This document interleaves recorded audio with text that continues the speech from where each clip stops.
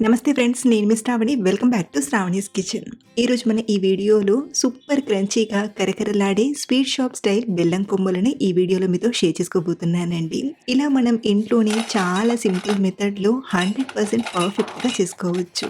కరకరలాడుతూ స్వీట్గా భలే ఉంటాయి. అంతేకాదు ఒక్కసారి చేసామంటే 20-25 రోజుల వరకు హ్యాపీగా తినేయచ్చు. నేను సంక్రాంతి పండుగ స్పెషల్గా వీటిని ప్రిపేర్ చేస్తున్నాను.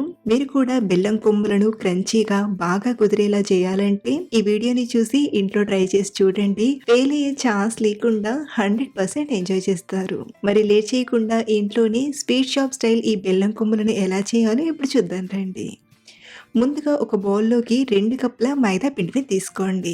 స్వీట్ షాప్లో మైదా పిండినే వాడతారు కాబట్టి మైదా పిండిని తీసుకుంటున్నాను. మీరు హెల్దీ వేలో చేయాలనుకుంటే మైదా పిండికి బదులుగా గోధుమ పిండినైనా తీసుకోవచ్చు. అలాగే వెయిట్ వైజ్ ఇక్కడ నేను 1/2 kg వరకు పిండిని తీసుకున్నాను. ఇవి లోపల నుండి క్రంచీగా రావడానికి ఇందులోకి ఒక 1/2 కప్పు ఉప్మా రవ్వను తీసుకోండి. వీటితో పాటే ఇందులోకి చిటికెడంతా ఉప్పు తీసుకోండి. ఇందులో ఇలా కొంచెం ఉప్పు వేయడం వలన రుచి అనేది చాలా బాగుంటుంది. అలాగే ఒక 1/2 టీ స్పూన్ వంట సోడాను తీసుకోండి. దీంతో మనకు బెల్లం కొమ్ములు అనేవి గట్టిగా రాకుండా గుల్లగా వస్తాయి. అలాగే మంచి ఫ్లేవర్ కోసం ఒక 1/2 టీ స్పూన్ యాలకుల పొడిని తీసుకుని ఒకసారి బాగా కలపండి. పిండిలో అన్ని చక్కగా ఇలా కలిసిపోయేలా ఒకసారి కలిపాక ఇప్పుడు ఇందులోకి ఒక 2 టేబుల్ స్పూన్ల నెయ్యిని తీసుకొని పిండికి బాగా పట్టించండి. ఇక్కడ మనం స్వీట్ చేస్తున్నాం కాబట్టి మంచి టేస్ట్ రావాలంటే నెయ్యిని తీసుకోవాలి. కొంతమందికి నెయ్యి అంటే పెద్దగా నచ్చదు. అలాంటి వారు నూనెను వేడి చేసైనా తీసుకోవచ్చు. సో ఇలా బాగా కలిపాక ఇప్పుడు ఇందులోకి నీళ్లను కొంచెం కొంచెంగా తీసుకుంటూ బాగా కలపండి. నీళ్లు పెద్దగా పట్టవు కాబట్టి ఇలా కొంచెం కొంచెం వేస్తూ పిండిని మరీ మెత్తగా మరీ గట్టిగా కాకుండా సెమీ సాఫ్ట్గా కలపండి. సో పిండిని ఇలా సెమీ సాఫ్ట్గా కలిపాక ఈ పిండి కొంచెం నానేంత వరకు ఒక 10 నిమిషాలు మూత పెట్టి పక్కన ఉంచండి. అలాగే మనం తీసుకున్న 2 కప్పుల పిండికి 3/4 కప్పు వరకు వాటర్ పట్టాయి.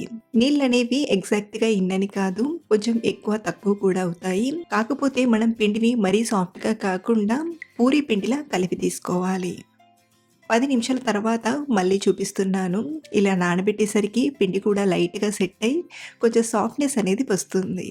ఇప్పుడు ఈ పిండిని మరొక 2 నిమిషాల పాటు కొంచెం ఒత్తినట్టుగా చేస్తూ బాగా కలపండి.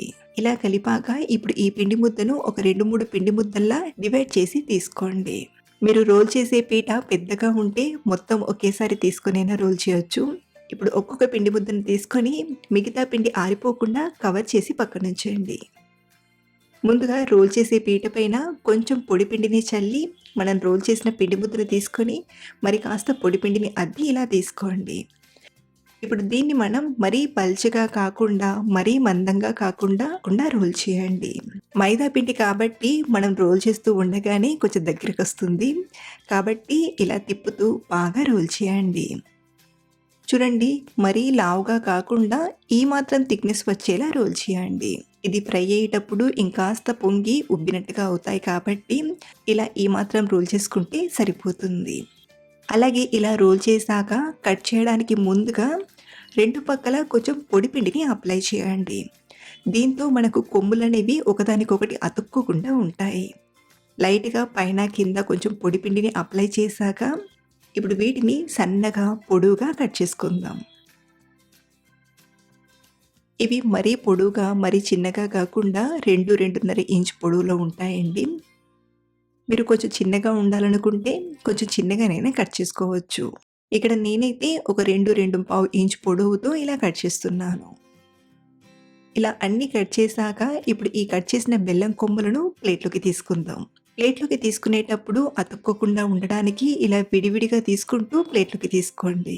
ఇలా చేసిన వీటిని ఇప్పుడు ఫ్రై చేయడానికి మరో పక్కన ప్యాన్లోకి డీప్ ఫ్రైకి సరిపడా ఆయిల్ని తీసుకొని బాగా వేడి చేయండి. ఆయిల్ వేడయ్యాక ఒక కొమ్మును తీసుకుని చూస్తే చూడండి, ఆయిల్ అనేది మరీ వేడిగా కాకుండా ఇలా మీడియం హీట్గా ఉండాలి.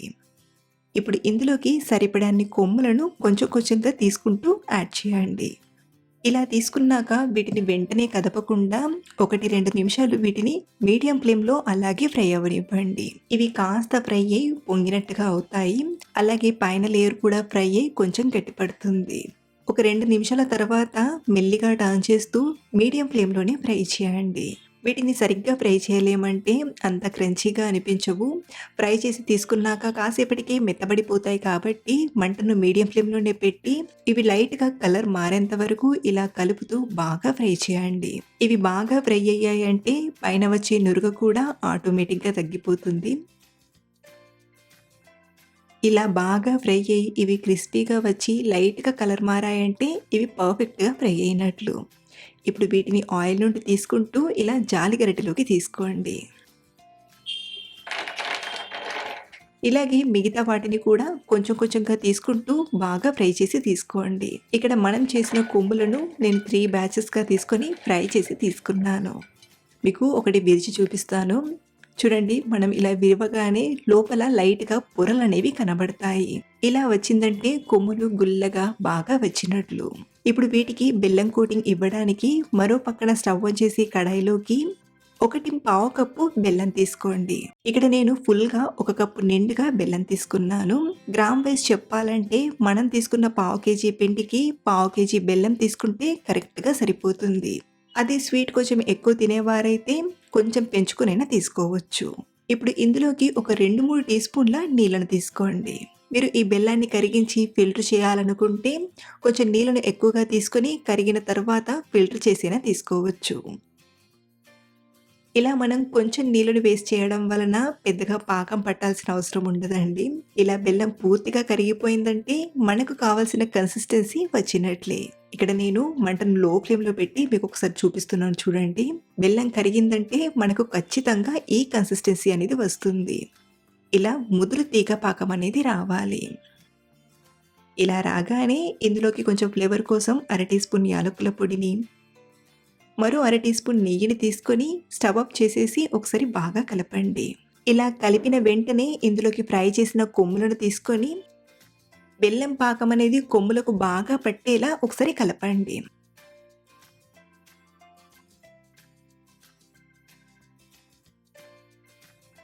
ఇలా 1, 2 నిమిషాల పాటు కొమ్ములకు పట్టేలా బాగా కలిపాక వీటిని పక్కకు తీసుకొని కొంచెం చల్లారనివ్వండి. ఇవి కాస్త చల్లారితే మనం వీటిని విడివిడిగా తీసుకోవచ్చు. ఇవి కొంచెం చల్లారి గోరువెచ్చగా అయ్యాక ఒక్కొక్క కొమ్మును తీసుకుంటూ ప్లేట్లోకి తీసుకోండి. ఇవి పూర్తిగా చల్లారిపోయాయంటే ఒకదానికొకటి అలాగే అతుక్కుపోతాయి. కాబట్టి లైట్‌గా వేడిగా ఉన్నప్పుడే వీటిని ఒక్కొక్క కొమ్ముగా ఇలా తీసుకుంటూ ప్లేట్లోకి తీసుకోండి. చాలా ఈజీగా మనం ఈ బెల్లం కుమ్రను చేసుకోవచ్చండి. ఇలా అన్ని తీసి ప్లేట్లోకి తీసుకున్నాక కొంచెం చల్లారనివ్వండి. ఇవి పూర్తిగా చల్లారిపోయాక ఇంకో గిన్నెలో వేస్తూ మీకు సౌండ్ వినిపిస్తున్నానండి. మీకు సౌండ్ వింటేనే అర్థమైపోతుంది మనం చేసిన బెల్లం కొమ్ములు ఎంత బాగా కుదిరాయో. మీరు కూడా ఈ వీడియోలో చెప్పిన స్టెప్‌ని ఫాలో అయ్యి చేశారంటే ఇంతే పర్ఫెక్ట్‌గా చేయగలరండి. డెఫినెట్‌గా ఈ పండగకి ఓసారి ట్రై చేయండి. మంచి బెల్లం స్వీట్‌తో కమ్మగా ఈ కొమ్ముల్ని హ్యాపీగా తినేయొచ్చు. అలాగే మీకు ఈ రెసిపీ నచ్చితే ఈ వీడియోని లైక్ చేసి మీ ఫ్రెండ్స్ అండ్ ఫ్యామిలీకి షేర్ చేయండి. ట్రై చేశాక మీకు ఎలా కుదిరాయో కింద కామెంట్‌లో చెప్పడం మర్చిపోవద్దు. మరిన్ని టేస్టీ అండ్ సింపుల్ రెసిపీస్ కోసం మన ఛానల్‌ని ఫాలో అవ్వండి. Thank you for watching.